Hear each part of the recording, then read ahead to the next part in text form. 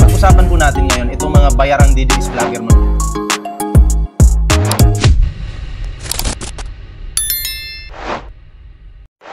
Absuelto po si Pangulong Bongbong Marcos sa mga inaakusa sa kanya. Etong reaksyon na to, tutugma ito mamaya sa panghuling reaksyon natin. Ha? PBBM absuelto. Bakit? Eto na. Oh. Pero bago tayo magtuloy-tuloy, mag-like muna kayo dyan. Subscribe sa mga bagong pasok. Ha? Eto na. Panoorin po natin. Tila inabsuelto ni dating DPWH Undersecretary Roberto Bernardo si PBBM sa multi-billion peso flood control scandal. Siya raw mismo ang naghawak sa pera. Kaya alam niya kung kanin-kanino ito napunta. Narito. Siya naman pala yung may hawak sa pera. Bakit inaakusa kay PBBM ni Zaldico? Ayun yung tanong. Dahil ba si Zaldico ay matatagtad ng kaso ng administrasyon dahil wala itong sasantuhin ang Pangulo, kaya ang gusto ni Zaldico, ito'y opinion ko lang naman, ang gusto ni Zaldico, ilaglag na rin si PBBM para magalit ko na yung taong bayan, 'di ba? Para pababain si Pangulo, para pag si Sara Duterte yung makaupo, etong si Zaldico ay magiging malaya. Bayang sarili ko lang na mga obserbasyon, 'di ba? Baka ganun. Kasi sabi nga ni Pangulong Bongbong Marcos, walang kaibigan, walang pamilya, basta ikaw nagkamali, mananagot ka. Baka siguro ganun. Kayo, ano sa tingin nyo mga pre? Diba? Kasi hinahabol na po si Zaldico ng ating gobyerno. Naisip siguro ni Zaldico, putang ina. Malapit nyo akong kapamilya, tapos habulin nyo ako, sige, laglag ko na lang ang Pangulo. At least, pag naging presidente si Sara Duterte, magiging malaya na ako. Heidi AC, shoutout po, diba? Magiging malaya, pero in your dreams lang pala. Iyak na naman mga DDS dyan. Sigurado po yan. Alam naman nating mga iyakin yan Ito ang agenda report ni Ivy Reyes.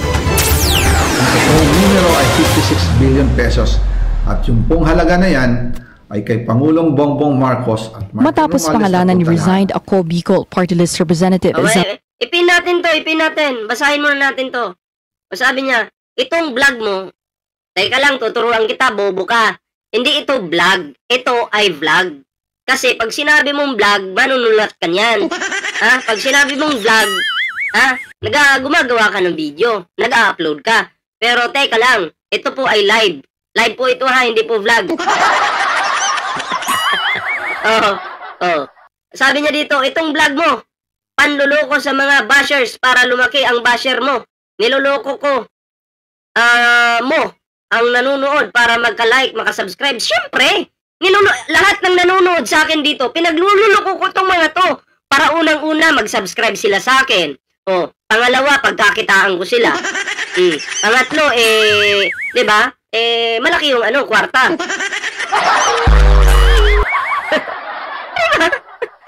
Ano bang gusto mong sabihin ko dito? Tumpak, tama yung sinabi mo.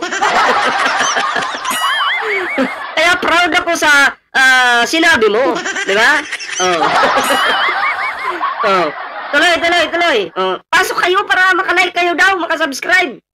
Ayun ang ayaw ng ayaw ng mga DDS yan daw yung gusto ko natural. Zaldico, si Pangulong Bongbong Marcos sa flood control scandal, tila promeno si former DPWH Undersecretary Roberto Bernardo at pinabulaanan ang pagkanta nito. Sumulat umano si Bernardo kay PBBM kahapon, ilang oras bago i-anunsyo ang sunod-sunod na resignation sa gabinete. Napag-alaman ko from Undersecretary Bernardo na may mga tao sa Malacanang, not the President, not authorized by the President, who misrepresented him. I will name some of them. Undersecretary Adrian Bersamin.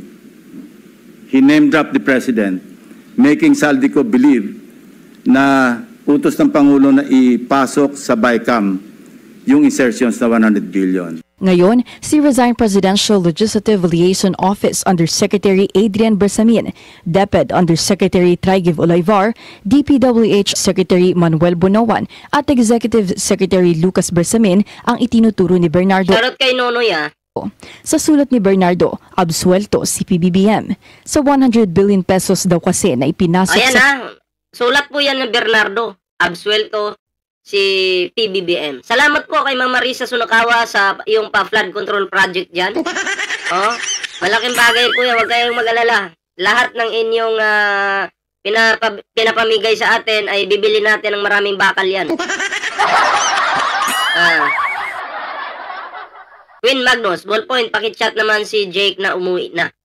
Yun nga po, wala po akong magagawa dyan kasi si Jake Magnus po,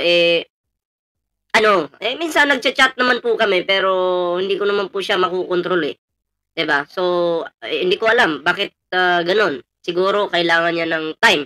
Pero hindi naman ako expert dyan. Pero try ko pong kausapin mamaya. Kakausapin ko po. Okay. Tuloy po natin. Sa budget, 81 billion lang ang napunta at nahawakan ni Bernardo. Ang lagpas 20 billion pesos sa ibang ahensya na raw na isingit. Sa 81 billion pesos, 52 billion... Ito pakinggan niyo ito mga DDS! Mga DDS!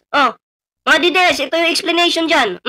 Absuelto si PBBM. Sa 100 Bernardo, absuelto si PBBM. Sa sulat ni Bernardo, absuelto si PBBM. So, absuelto si PBBM. Absuelto si PBBM. Absuelto si PBBM. Absuelto si PBBM. Absuelto si PBBM. Absuelto si PBBM. Sa 100 billion pesos daw kasi na ipinasok sa budget, 81 billion lang ang napunta at nahawakan ni Bernardo. Ang lagpas 20 billion pesos sa ibang ahensya na raw na isingit. Sa 81 billion pesos, 52 billion pesos dito, personal na hinawakan ni Bernardo, kaya makapagpapatunay daw siya na hindi napunta sa Pangulo ang pera dahil ang dalawang undersecretaries ang kausap niya. I heard Saldico's statement that he delivered 25 billion to President Marcos and Speaker Romualdez. Paninira talaga yung ginagawa, Representing the commitment. Kaya lahat po ng sumisira sa Pangulo, may kalalagyan po. For the 100 billion. This could not be true because I handled Sige, comment po kayo dyan press 1 para madyakitan po kayo. the 52 billion pesos and I caused the delivery of the commitment for the 52 billion to Yusek Trigiv Olivar. Personally, Mr. President. Nang tanungin daw ang nakatatandang Bersamin kung anong gagawin sa 52 billion pesos, sila na raw ang bahala dito. Bagaman courtesy resignation ang ginawa ng mga nabanggit na opisyal. Panggraba na din. Oy, salamat po sa panggraba, Ma'am Marisa Sunakawa Mix TV. Kumpleto na po ito. Hindi ako mangungurakot dyan. The handwritten letter was given to the President yesterday. I think Monday, Mr. President. Yesterday. And at 2 p.m. And thereafter, he asked There were resignations. He asked for the resignation. In this case, Mr. President, courtesy resignation is a euphemism for firing. Ang tingin ni Blue Ribbon Chair Lacson, wala talagang kinalaman ang Pangulo. Para sa agenda ay... Ayan, bigyan natin ng opinion to reaction. Ayan. So, maliwanag ito mga DDS na walang kinalaman at walang napuntang pera doon kay PBBM.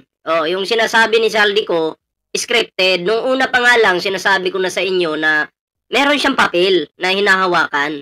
Diba? Meron siyang binabasa doon. Parang si parang si Sara Duterte, ganun din. Pag may speech yan, may binabasa yan, di ba? So, hindi ka paniwala po yung sinasabi doon ni Saldico na si PBBM ay sangkot. Kasi ito na nga, kung talagang sangkot po si Pangulo dito, hindi po siya mangunguna sa investigasyon dito sa flood control na to. Di ba? Kasi, imagine nyo, kung halimbawa, ako, presidente ngayon, sangkot ako, sasabihin ko sa sarili ko, puta, hindi ako mag-uupi ng investigasyon dito. Mayayari ako dito. Diba? Mabubuking ako dito. Oo. Diba? So, ang gagawin ko, iiwas ako. Kaya kong pigilan yun kasi Pangulo ako eh. Pero anong ginagawa po ni PBBM? Di niya po pinigilan. Tinuloy niya po yung investigasyon. Yung mga buayan na bulabog. Ha? Yung mga buayang nagpapasarap sa kanilang buhay, nabulabog, nabuking. So, maliwanag po ito, ha? Oh, absuelto po si PBBM doon sa pasabog ni Saldico na hindi naman talaga walang kwenta talaga. Ha? Absuelto po ang ating mahal na Pangulo. And sa hindi pa po nakapag-like, hindi pa nakapag-share, subscribe, libre po yan. Gusto niyo, benta ko pa sa inyo eh.